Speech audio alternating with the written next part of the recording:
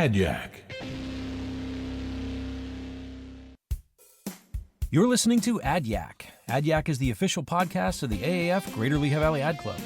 Our mission is to inspire creativity and enhance the professional development of the advertising and marketing communities where we live and work.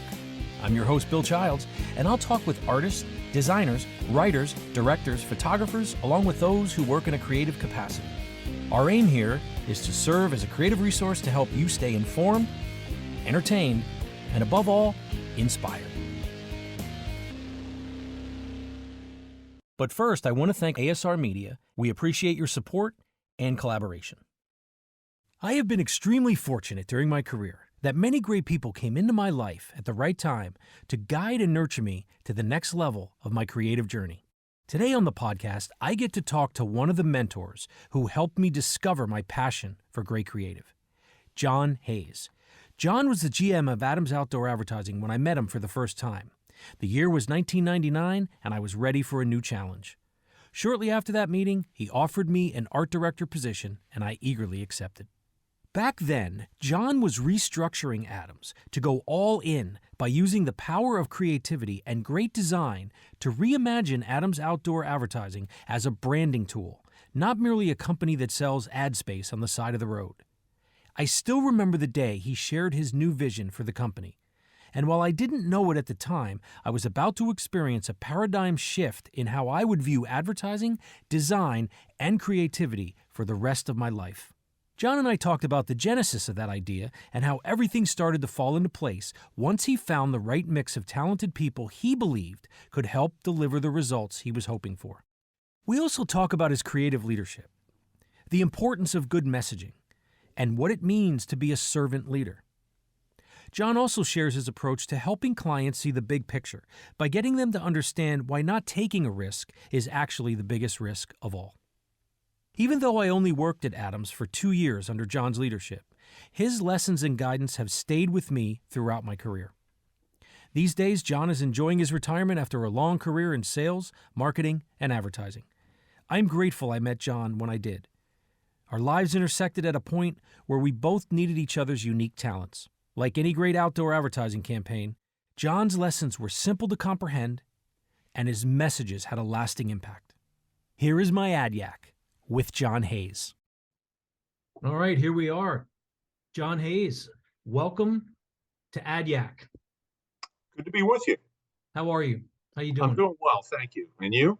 I'm doing great. I got to tell you, ever since I came back to the ad club and asked them if I could relaunch Yack Season 2, you are someone that has been on my mind ever since because you played a huge role in the 2 years that I worked for you in my career. And we're going to get into that because I think a lot of what we did and what you did originally there when I went to work for you at Adams as your art director, one of your art directors, a lot of great stuff. And I think people need to hear it. And I'm glad you're here. So let's get into it. All right. So in 1999, I was working at the Morning Call and I met you. I think you were just getting ready to kind of start a new approach at Adams Outdoor Advertising where you were going to put creativity on a pedestal. You were going to push all your chips into the center of the table and say, we are going to put design first. We're going to be a design-focused company. We're going to and we're going to take our sales reps. We're going to teach them how to sell creatively. We're going to teach them what good design is. And then the other thing you did, which I'm still kind of blown away by, even though it's been a couple of years since this all went down, you gave the power to what went on the road, final approval to the 2 art directors that worked upstairs. That was Bill Hickey and myself. And we had final say. That was unheard of at the time, because I think as a sales organization, you know, it's all about driving sales. And obviously that was one of your focuses. But so talk to me about what was the genesis behind you deciding we're going all in on creativity?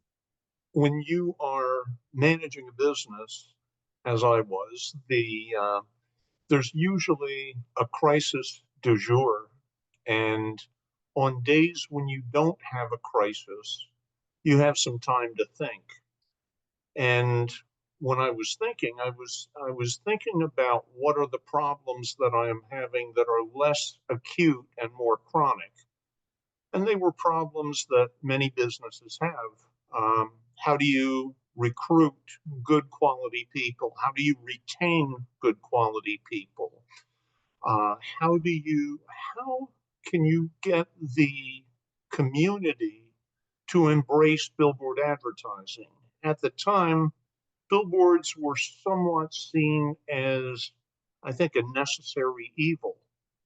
Yeah, And I really wanted people to embrace outdoor advertising as a medium rather than put up with it. So when I was thinking about those things, it occurred to me at some point that we would be able, I think we had just lost somebody that was a very good employee, and I was sitting wondering why and what could have been done. And I was thinking, when that guy, this was an operations guy, when he goes out to a bar and people say, friends say, "What do you do?" And he says, "I put up billboards." If they were saying to him, "Wow, that's really neat. Did you put up the one for Dunkin' Donuts?" If Mhm. they had that kind of a reaction, he probably would still be with us and not have left the company, because he would be getting more, he would have been less susceptible to being recruited away by another company for maybe a few more dollars. And then, as I thought more about it, all of the problems that we faced were problems that great creative and universally great creative would solve those problems. So then it became a matter of, how do we get there? Right, And I mean, there's right. fortunately, having you and Bill to work with, I began to have the core that I needed to be able to put creative in the proper perspective for that business. Well, I think there's a difference, between kind of knowing the path and walking the path. And you certainly were ready to walk the path and did. I mean, you kind of like you had a 10-point plan. It was a real simple kind of thing. It just went down 10 things of what you felt by doing this, what would happen as a company. And I remember one of those things was the market would look better. That was one of the bullet points, right? Right. You felt that the clients that were kind of currently doing outdoor would get better results from better designs. That was another bullet point. I think like down near the bottom, which I always thought was great and I really loved, like number 9 or number 10 was, oh, and will increase revenue. That stuck to me. That stuck out to me because it was more, I think, at that point with that list about making sure that we were going to adhere to those things. And if we did all those things, the outcome would be more revenue. And we did improve our revenue year over year for the 2 years that I was there. I know that. The market did look better. Businesses who had never done outdoor wanted in on the game. I remember that was one thing that you had said as well. You said, I want this market so tuned up with good design that businesses that never did outdoor were like, wait, we need to get in on this. And my God, did all 10 things happen. You said the bill posters would enjoy their work more, to the point of you saying, like, someone would feel proud to be working at Adams because now they weren't seen as signs on the road. They were seen as more experiential. I mean, everything happened. I mean, it didn't happen overnight. It took about 6 months, but my God, like what gave you the courage to kind of do that, to roll the dice with that approach? Well, the I had been thinking about this for quite a while, through the 90s, observing and just wondering what could be done to really differentiate that market from other outdoor markets, and make it not only more profitable, but make have award-winning designs on the road for people to enjoy as they're driving, as they're doing their commutes. The whole point of it was I had been thinking about it for a while, but I didn't have the right team of creative people for part of that time. And then Bill Hickey joined, and a little while after you came on board, and suddenly we had the people in place to do what needed to be done in terms of training the salespeople and what needed to be done in terms of doing great creative and then not allowing it to be bastardized. Right, right. I remember that. I remember asking you, you said, Bill, I want a weekly creative session. And I said, okay. What's that? I didn't know. I didn't know what a creative session was. You said, well, and I love this answer. You said, that's for you to figure out. So right there, you told me you trusted me and you gave me ownership. Okay. All you said, well, you didn't give me a binder and say, here's everything I want you to teach. And, give me this big thick binder with 42 tabs on it. You said, this is what I want the outcome to be of the sessions. I want the sales team, when they're in front of a client, to be able to speak intelligently about what is good design. And specifically, what is good billboard design? And I was like, well, I could do that. And you were like, I know you can. Weekly creative session. I remember you were like, don't be skipping weeks, which also was kind of interesting to me because, again, we had posting periods where we would get busy and we get jammed up. And you made it a point. You even said to the sales team, don't schedule appointments on Tuesday mornings from 8:30 to 10. You are to be in these creative sessions. They matter. And I just thought that was, I always remembered that answer about you saying to me that it was for me to figure out. If I hadn't given you that latitude, then all that would have come of the creative sessions is what I already knew how to do. And I had already tried to do some of that with it beforehand. I needed somebody to take a fresh look at them and say, how can we make these better? How can we elevate the conversations that the salespeople are having to a higher level about creative? And giving you the latitude to figure out how to do that. I really had no other way of doing it. I couldn't tell you how to do it because if I had, it would have minimized the impact you could have. I know making that an important part of each salesperson's week and having them place a priority on it was integral to getting to where we wanted to be. Because if they don't think the creative session is important, they won't think great creative is important, and they won't invest the time to learn how to sell it and how to communicate about it. It all had to be done, and it had to be the top priority for them. I had people come to me, salespeople come to me and say, I've got an appointment to close this piece of business at 9:30 on Tuesday. And my answer was, change it.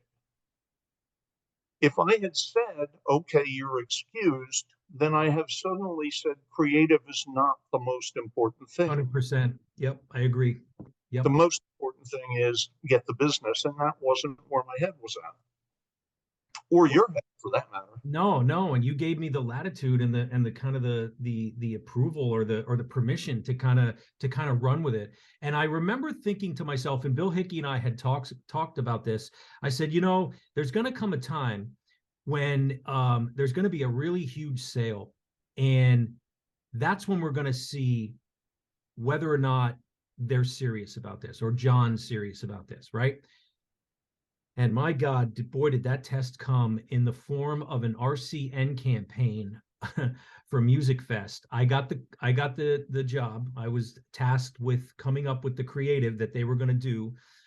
It was going to be, I think at the time, I believe it was close to $100,000 of a spend in 1 month. that they were going to spend like 2 weeks prior to Music Fest, during Music Fest, something like that, right? Like 7 vinyls, bulletins, the big 14 by 48s, and 100 posters, right? So what I came up with was basically just a black background.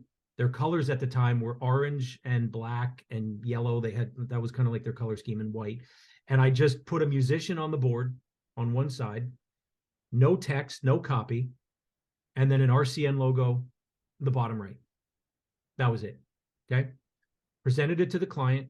I believe you were in the room, and they loved it. The marketing director absolutely said, "Oh my God, love it." And when it got to corporate, there were just some kind of corporate rules that they kind of wanted. They wanted a 1-800 phone number on. That was it. It was like, just put a 1-800 phone number on, and we'll sign the contract and we're good to go. And you were like, not so fast. Hold on. We're not doing that. And they were like, no, yeah, just 1-800 RCN, ring RCN, just put it small on the bottom. It's good. And you're like, nope, not doing it. And I remember thinking to myself, oh my God, this is $100,000. It's $100,000 in 1 month, right? Not an insignificant amount of money. And this went on for weeks, back and forth. And you just were not budging.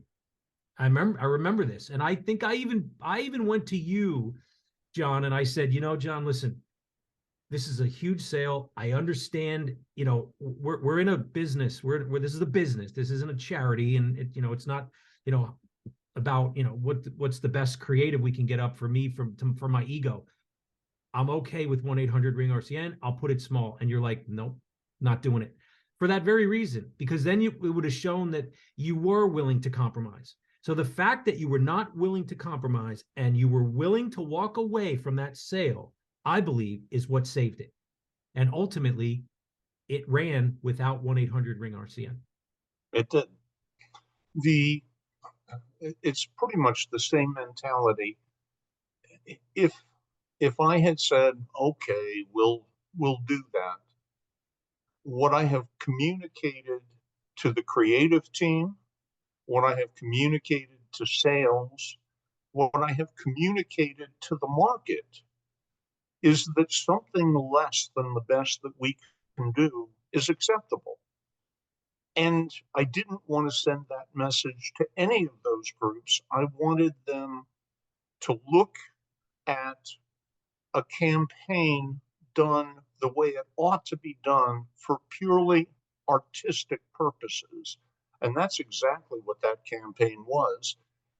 At the time, their competitor, which was Service Electric, had a very strong toehold on regional sports, local sports. They were known as the company, the cable company for local sports. And RCN had said, we want to be the company for something. And we're sponsoring Music Fest. We want to own Music Fest, and we're willing to invest to do it. At that point, it was an easy decision not to let them put a phone number on, because in all likelihood, if we had said, okay, we'll put the phone number down here, it'll be small, they'd have said, well, we need a website, or we need something else. There's all this blank space in between the musician and our logo. We need to fill that up with something. Sure they would. Yeah. And that was the risk. If you start down the slope, it's gonna get away from you. It's gonna be slippery. And that was a very slippery slope. I chose not to go on it because I didn't want to go there. I'll tell you what, to me, that sounds like leadership. I don't know if that's what it is. I don't. What I knew was that what I wanted to get accomplished couldn't be done if I didn't do things the way I did them. I didn't. It wasn't so much that I consciously made decisions to do things a certain way. It was more that I had no choice. but to do things the way I did them, or the outcome would have been different, and we could not have gotten to where I wanted to get us to.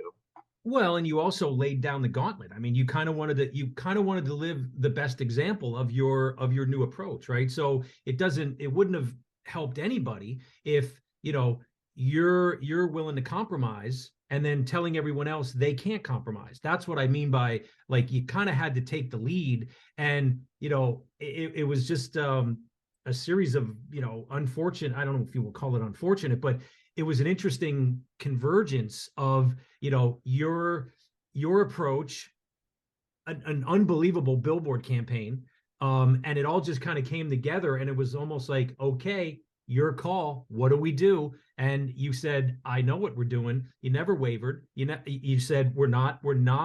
I believe the quote at the time was, we are not going to let you, RCN, ruin what could potentially be the best billboard campaign this market's ever seen, from a just a pure messaging standpoint. And it worked. I mean, what did it end up winning? It won like an OAAA, which was the Outdoor Advertising Association of America Marketing Award. And Right. really, I got inspired. My inspiration was from the Olympics, when Nike bought all the boards. I believe it was the Olympics in LA that one. Los Angeles, yes. Los Angeles, and now there's actually a rule on the books that advertisers can't do that, because they did something similar. They bought all the boards around the Coliseum and in and around LA, and they just put athletes on them and the Nike logo. That was it. So they said everything without saying a word, which is kind of what the brilliance of outdoor is. You Right. really can get that type of message across, and not have to scream, and not have to, like, website and phone number and directions. And it yeah, that one blew my mind, to be a part of that and really get to see what it can mean and feel like when you hold to your principles. It was great to experience that. And even though I was willing to kind of, throw the phone number in there just to kind of get the sale, you held fast. So I want to move on to how you used to be when we would be in these meetings. I want to ask you about your demeanor. One of the things that I remember is you always sat on the outside edge of the table. Very rare that you were at the table. You were in the room, but you let the sales team sit around the table, and you sat kind of in the back or off to the side. And one of the things that I still talk about this with coworkers that were with me at the time, we remark about how, you let the team speak. You would speak when someone would ask you what your opinion was, and then you would offer. And I just thought, my God, like, if leaders could understand this very simple approach, because you were letting the team figure things out. We were jawing it out. We were talking. We were showing things, and we were looking at proposals, and you just let it happen. And I've worked at other places where that leader would have sat at the head of the table and would have controlled the whole meeting, and might not have really let anybody else talk but them. And here you were flipping the script on that. Can you talk a little bit about that, and what was that a conscious thing that you did, or was that just kind of, an It, yeah, unconscious thing where that you were trying to, talk about that a little bit? it was conscious. If I had sat at the head of the table, when there was a question that came up, everyone would have looked at me to make the decision and give the answer. And I didn't want them to look at me. I wanted them to look at you and Bill for the answer. And I couldn't force you to take the lead on that if I was taking the lead on it. So I had no choice but to sort of back off and let you guys run the meeting. And the meetings were better as a result of that. And they got us closer to where we really wanted to be. So um, it was conscious, it was intentional, um, but Hmm. it's kind of the same situation as if if you take over a position from somebody else and they leave, people are normally naturally going to look to you to give them answers to their questions. When those kind of occasions have occurred for me, I have tried not to give them the answer. I have tried to find out how they think and how they process in order to come up with an answer. So my my normal response would be to ask them, "What do you think?" And if in the course of that, if I think they're off the mark, I can tweak what they're saying. And if I think they're on the mark, I can reinforce to them that they are really grasping things in a very, very good way. So it really was, you have to suppress your own ego a little bit, but it's not hard to do that if what you really want to accomplish involves doing that. You do it sort of naturally. Mm. If the objective is big enough, you can put your ego aside in order to get you to that objective, that goal. Well, I remember the one thing you talked about. I learned about it from you, and I used it after I learned about it and moved on and went into other. When I was running the media arts group, in-house advertising team, design team at the Morning Call, I used an approach that you taught me, which was the upside down pyramid. So, can you talk about that upside down pyramid and what that all means? Because I just think that is just so amazing. Well, you can lead top down and get people to follow you to a point. You can lead from in the midst of them by saying, "Come on, let's go. We're in this together." Or you can lead by putting yourself in the position of working for the people that are doing the jobs. So I told every person that worked at that company, "You don't work for me, I work for you." If you were a bill poster and you put billboards up, what I would say is, your job is to put billboards up. If you are having trouble doing that, you need to go to the operations manager because he works for you and his job is to get you the resources that you need to do your job. If he can't do that, his job then is to come to me because I work for him. That went across the board. It didn't matter whether it was the office staff or the sales staff or any of the people that worked there. I worked for all of them. My job was to help them get the things they needed to be effective in their jobs and to allow them to do their jobs efficiently and effectively. And again, it requires suppressing your own ego a little bit, but it creates an environment that people are much happier in, much more satisfied in, which in turn reduces turnover. It gives you longer tenured employees. And as that occurs, the organization becomes more effective and more efficient because they know the job very well. They've done it for a while. And every time one of those people leaves the company and you have to hire somebody else and bring them in, you go through a time period where you're not as efficient or you're not as effective. And the less you can do of that, the better off you are. So it's servant leadership. It is inverted pyramid. It's bottom up rather than top down. It's, you can call it a number of different things. I'm not the only person that has ever come up with this. Um, it seemed when I thought about it and if I read about it, it seemed to make sense and it seemed to be the way the business ought to be run. So that's what I was trying to do. Well, you did it, and I can tell you this, and I can say this now because now that I no longer, I'm now teaching, and I'm not working for a specific company, and no one can feel slighted. by this, I can tell you that I worked in that environment. I saw you do it. I got to experience it. And I can tell you without hesitation, it was the two best years of my career. The work that you did reflected that. And that was the thing I was happiest about. I'm glad you were happy, but I'm happier that you were better as a result of it. I felt I grew the most those 2 years.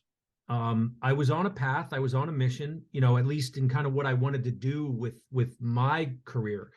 And just the intersection of Adams Outdoor at that time, the fall of 1999 when I started, you're bringing in the creative sessions, pushing creative. It all just worked. And I mean, you know, working with Bill Hickey, phenomenally talented designer, him and I had a nice little yin yang thing where Bill was like, look, I just want to do good design. And I was like, well, I want to do creative sessions and I want to go to the ad club meetings and I want to be like kind of, like out there. And he's like, you rock on and do that. If we would have had, if Bill and I would have been very similar personalities, that could have been a different approach, right? It wouldn't have worked. Yeah. You needed both.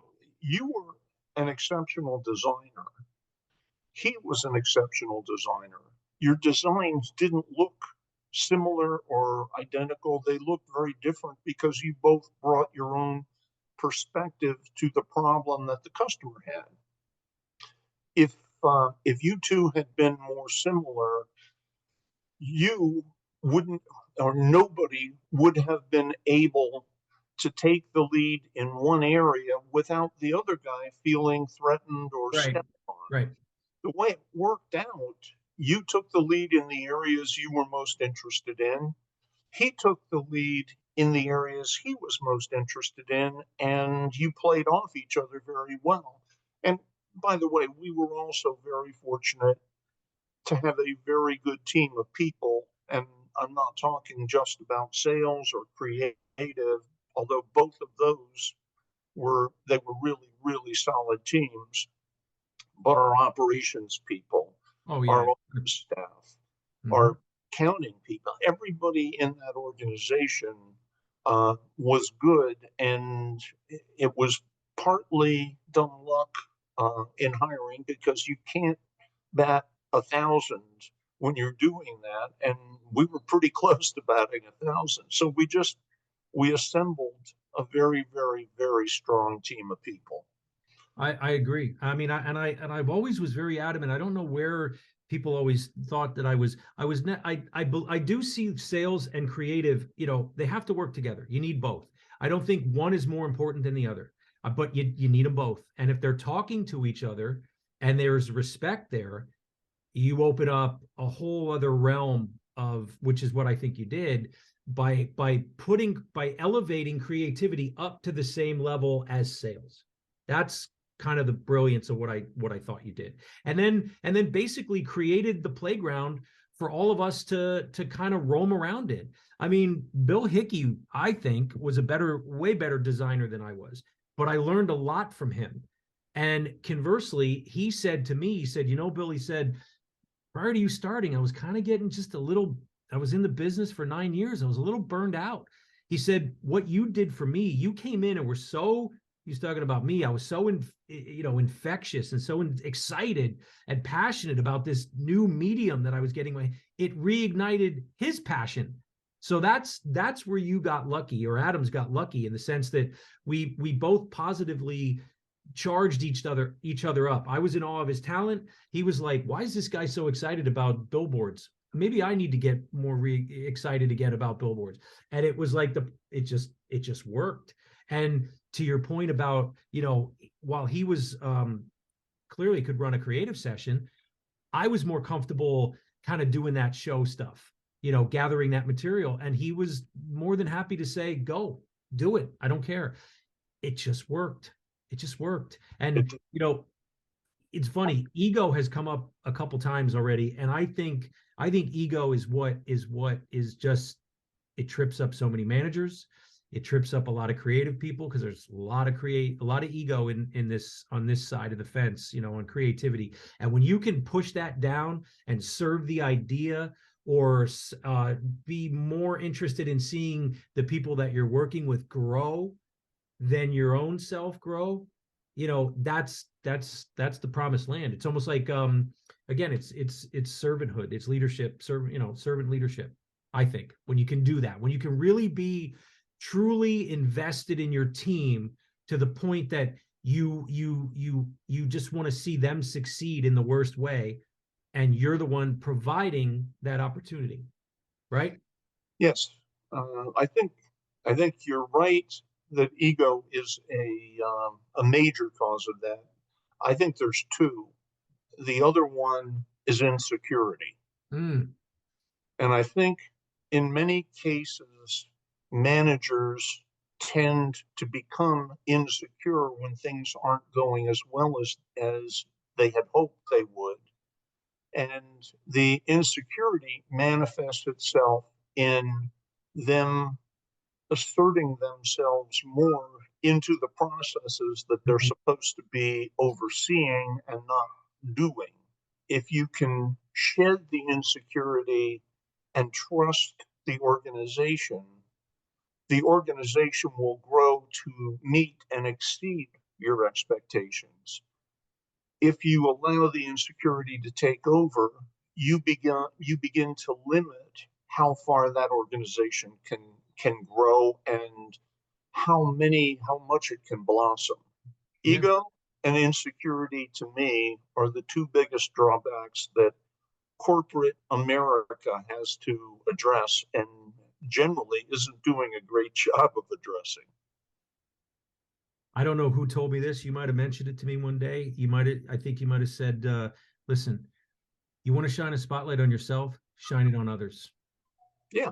That's how you do it. And that seems like a simple concept until you add ego and insecurity. And then it becomes, oh no, I need the spotlight. Shine it this way, right? And it just doesn't work. So I'm grateful not only for having experienced what I got to experience working with you, doing some of the best work of my career, award-winning work, um, getting such a kick out of seeing my designs as around the valley as I would drive around. The market was completely tuned up. It looked like an art gallery. Like even the public service stuff, you said we're going to elevate that. So we're gonna educate the clients, and you did. It was just amazing to be a part of. And um, I feel like I knew I was having a good time when I was there because everything was like all the cylinders were firing in the right order. But I didn't realize how good I had it until after I left. Until after I was able to look in the rearview mirror at what I got to experience, where a lot of those did a lot of the experiences kind of come into full focus. And yeah, so that was kind of like that was an interesting experience as well. Well, I know after you left, you went on and uh, in time with advertising agencies and in time with other media that you had worked for, you were able to imprint those organizations with some of the things that you had done and become very good at in those couple of years that we worked together. So, in many ways, your presence has been felt across a whole broad advertising community and through things like the ad club, which you're going to put an imprint on just by virtue of you being there. That changes the entire ad community, and that's credit to you, not to me. Hmm. I appreciate that. I remember the one thing you told me when I was leaving. You said, Bill, I can hire another designer. They're out there, right? I can get another billboard designer. You said, but what I really am going to miss is what you did in between your designs, which is your excitement when you would go down and you would, instead of me just putting a design, face down on someone's desk, you wanted that FaceTime with that rep. You wanted to talk to them about why you did what you did, why you think this is a good idea, why you think it's going to work. That's going to be hard to replace. I never forgot that. I always thought like, wow, that's really cool. I know one of the things that I tasked you with fairly early on was teaching the salespeople how to sell great creative, how to present a great idea. And I think about some of the ads that, um, in this case, one that comes to mind that we didn't do, but we did display on our boards. Mm. Dunkin' Donuts did an ad when they were coming out with bagels. Mm-hmm. And the message was, it's round, it has a hole. Yeah, we can do that. Yeah, right. I remember that. Yeah. The beauty of that, I could imagine the ad agency taking the artwork and going to meet with the marketing VP of Dunkin' Donuts. And I could almost verbatim tell you how that process of presenting the artwork went. And you were able to take that process, communicate it on particular pieces of artwork that our salespeople were going to have to take out and get customers to embrace. In many cases, you went with them to help them with the presentation of the creative product. That really did wonders for elevating the creative in the market because you could you could prevent them from doing the things, them meaning customers, from Mhm. doing the things that they might have done inadvertently that would have made the boards or the designs less effective. You were able to help the salespeople get to a point where they didn't just say, yeah, we'll do that. They would say, no, here's why that won't work. It's a wonderful thing when you reach the point where the entire sales team is responding like creative people.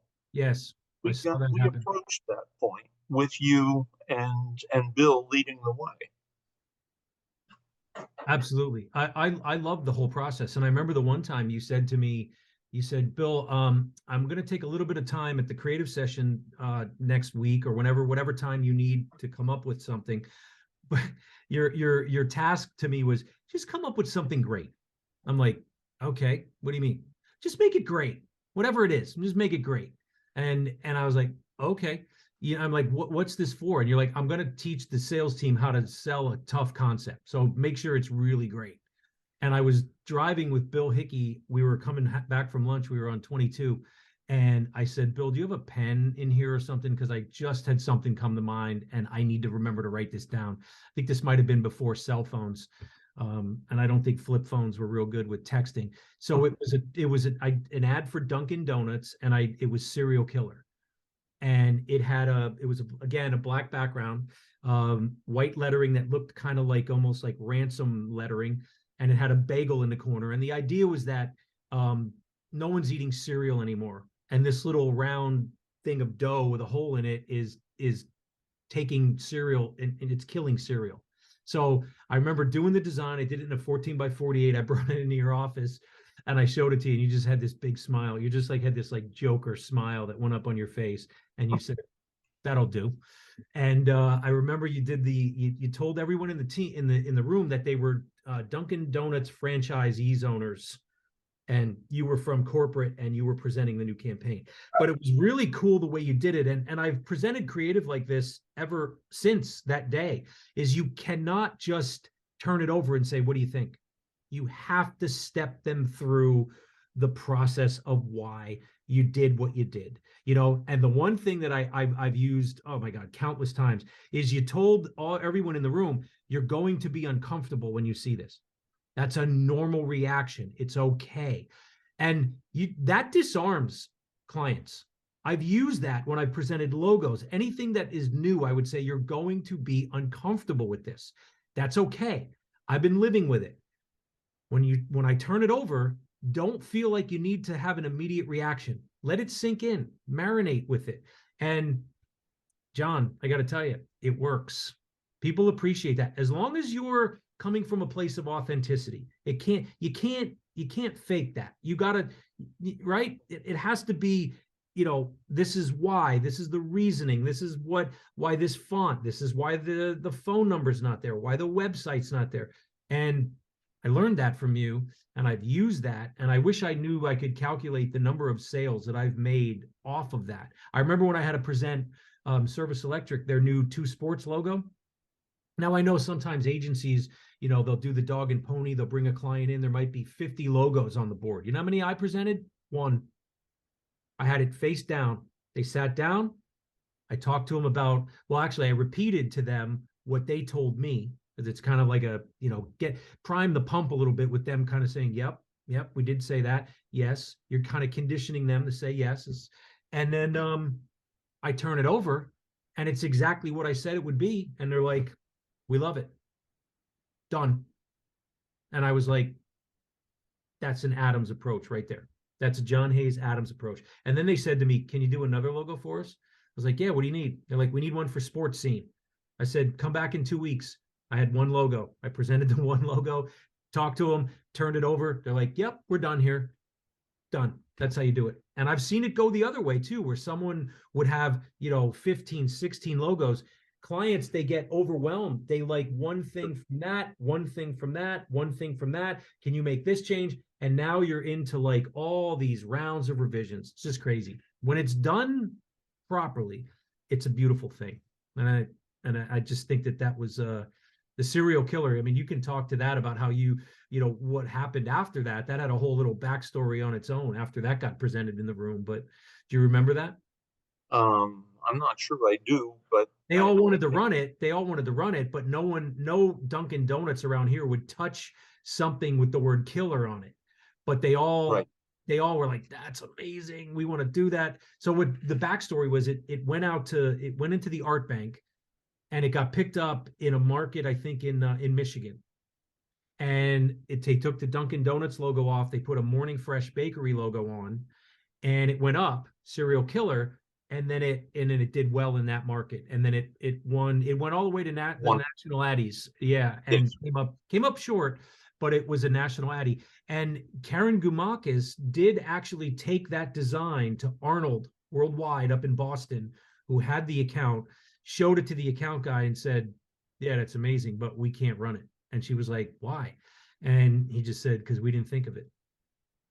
So that was like, oh, okay. But it was like a tip of the cap from somebody at Arnold saying, yeah, that's really good. That's awesome. Serial killer. But and there is ego and insecurity. Right? All he would have had to say was, okay, well, what would we have to do in order to you're 100% right. That's it right there. Yeah. So John, I just think that I was glad that I was thrilled that I got to work with you and the team and everybody there, and I'm still friends with many of them. But I took everything that you taught me, tried to teach me, and did teach me, and I ran it, and I got to give that experience that I had with you to other teams that I worked with. And at some places it was welcomed, and some it was kind of like, no, that's not how we do things. So, but I always knew that if I'm at the bottom of that pyramid and I'm leading a team, that's always going to keep me in the right mindset. Right. That upside down pyramid with me at the bottom supporting everybody else, as opposed to me sitting at the top with everyone else. So it just never felt right. And watching you do it day in and day out, it was really remarkable and spectacular to witness and be a part of. And I think you can know in your heart that you did right by a lot of people, because those people still reach out to you for advice. They still talk to you. I mean, I'm one of them. I get jammed up at a company. You're my first call of who I'm talking to, going, I got a problem. What do you think about this? So I just think it was really Did you get any pushback from anybody, by the way, when did you have to like kind of get permission from Adams corporate to do this, or was this just you, I'm doing this, I'm going to give this a shot, when you started the whole putting creativity on a pedestal? I didn't ask. I No. thought if I asked for permission to do it, there was at least a reasonable chance that I would get a no. What I would get was, no, we need to keep, this needs to be a sales driven company, not a creative driven company. In my way of thinking about it, sales became the byproduct as a result of having great creative. And I much prefer, you don't have to work as hard. You don't have to bang heads with people to make sales when they're aspiring to do business with you because they aspire to be a part of the kind, to see what you would come up with for them from a creative standpoint. We went as an organization from having advertisers that we aspired to do business with, and and many of them looked down on outdoor advertising and thought that's not the kind of thing that I want to do. Major healthcare companies, for example. Over a period of time, we were able to flip that to a point where those companies aspired to do business with us because they wanted to see the creative product that we could put in front of them and in front of the community on their behalf. And that's exactly where the power of this whole thing lies. It lies in changing who's aspiring to do business with whom. Mm. I can remember the one time our first interview, or when you first interviewed me, I had asked you after I had been hired, I said, because I thought I was being cool. I thought I was like, I was sitting in a chair and you listening to you talk about what you're going to try to do. And I said, how did I do? Was I good?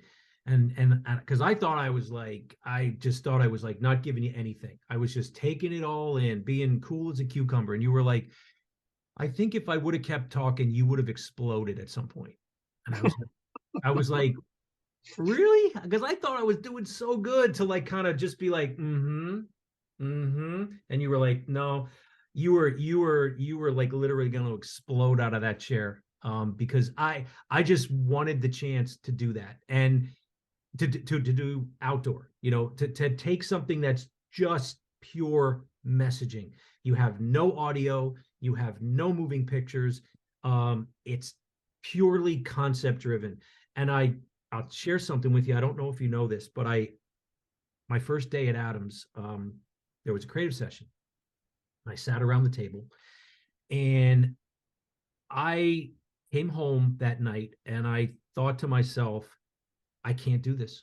I can't work there because every single person in that room around that table had a thought or an idea or a headline about the client that we were talking about. And I had nothing in my mind. I'm just sitting there. Now no one was expecting me to have anything, but I didn't have anything that I could offer. And I thought, how am I going to compete with that? Right? Like, how am I going to run that? And I was very uncomfortable with the prospect, but I soldiered up and went in the next day. And this is where I give Bill Hickey a lot of credit because he really worked with me on taking just working with words and where to start when you start writing a headline or how to think about it. And ultimately, I was able to do it, but boy, that first day really threw me for a loop. You know, when doctors go to medical school, they they obviously learn how to treat patients, but in addition, they learn how to behave like doctors. A better example is attorneys go to law school and they learn case law and they learn processes and they learn all of that. But more than that, they learn how to think like lawyers. And Mm. some would say that's a good thing, some would say maybe not. but there is a way of thinking, there's a way of processing information. If you as a creative person want to be a graduate student in creative, Mm-hmm. you have to learn how to think in order to be able to come up with good creative work. I think you and Bill working together were able to do that. You did it more quickly than I would have expected, but you guys retrained yourselves in how to think and then in how to execute in order to take what you're thinking and transfer it to a graphic design. That was the beauty of what you guys did. Yeah, well, and the beauty of the reason we were able to do that is because we had an environment that said, do it, do it. And this is what I get the most angry about, John, is again, these leaders that are out there that are just, they feel they have to have all the answers. They don't let other people talk. They're leading from fear and insecurity. And, they wonder why they lose people, why there's quiet quitting, the great resignation. And all it has to do with is stop trying to control everything, be the leader that says, hey, it's an interesting concept. I don't know a lot about that. Can you educate me on that? Just can't do it. They can't do it. If you as the leader want to be the smartest guy in the room, in every room, you're going to fail dismally. You can't be the smartest guy on every topic that's out there. It's easier if you just say, I don't know, what do you think? You learn things, and more importantly, the people that you challenge that way learn things, Yes. and the whole organization grows. That's giving someone the autonomy. Oh, and the other thing I want to bring up is that you did as well is you gave us permission to fail responsibly. That's another thing that you talked about openly. You're like, don't be afraid to fail. Don't be afraid to fail. And that is hugely freeing and opens up all kinds of possibilities.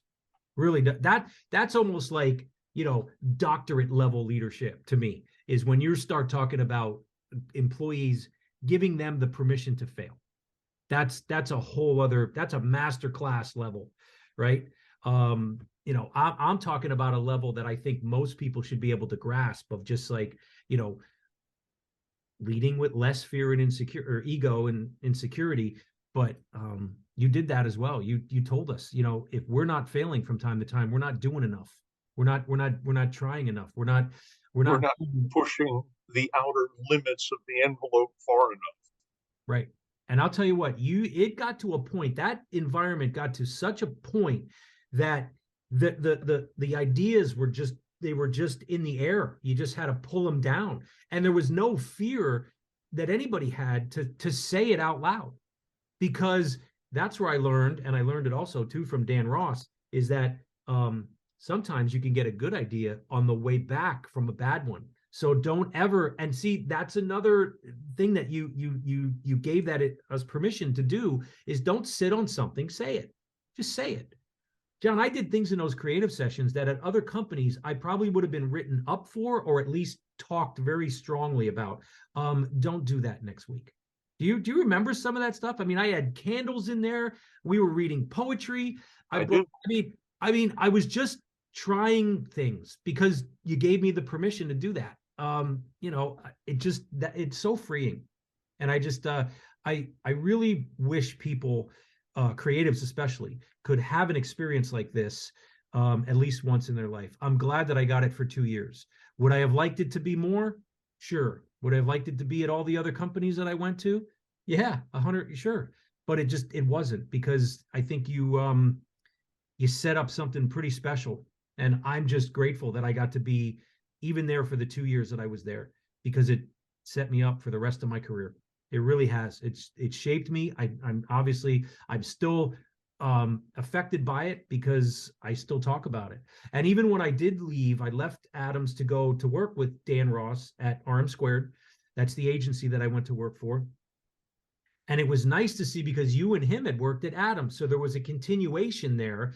So then when I got over there, Dan was like, hey, that's a good idea, but let's make it great. And I was like, ooh, I like this. So he was willing to let the team at RM Squared push good ideas to the next level. So it was kind of like a little bit of a continuation of working at Adams. So that was kind of cool. And I definitely used what I learned over there at Adams at RM Squared. Well, I'm happy and I'm gratified that you feel that way about the 2 years and that it had that impact on you. Um, I could say, you took more than you gave, but you didn't. Um, that was the beauty of it, was you may have felt like you were getting more than you were giving, but I can tell you that the salespeople felt like they were getting more from you than you were being given. And if everybody feels that way, that's pretty good karma all the way around. Yeah, that was a hard decision to leave, but at the time, I kind of wanted to take everything that I had learned and I wanted to see if I could implant it at an agency and help that agency grow.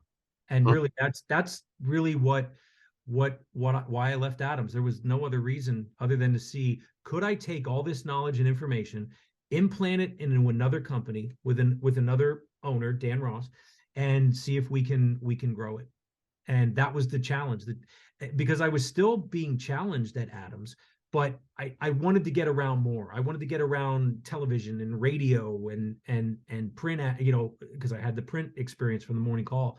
And yeah, I was able to do that. Mhm.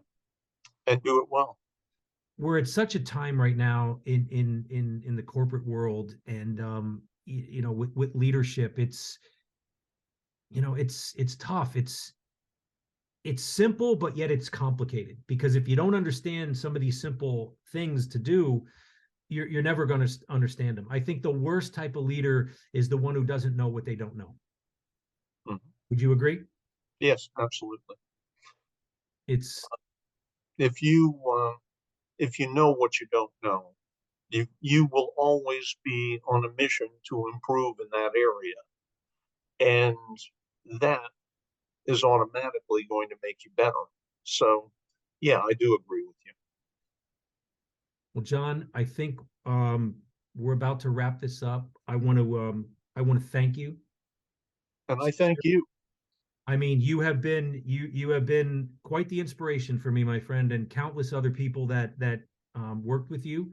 You left your imprint and impact on them, um, and I think if I write a second book, it's probably going to be about this experience working with Well, you for 2 years. I hope you do. Thank you, my friend, and be well. Okay. Thank you. You too. All right. All right, Ad Yackers. Hope you enjoyed it, because we have many more great conversations planned and guests lined up ready to yak it up. Ad Yack is sponsored and produced by ASR Media. Theme song was written and performed by Dan Ross. Location recording was at JT Norman's Design Studio. Ad Yack is the official podcast of the AAF Greater Lehigh Valley Ad Club. Stay hungry, stay humble. Till next time. This episode of Ad Yack is rated O for, oh man, that was good.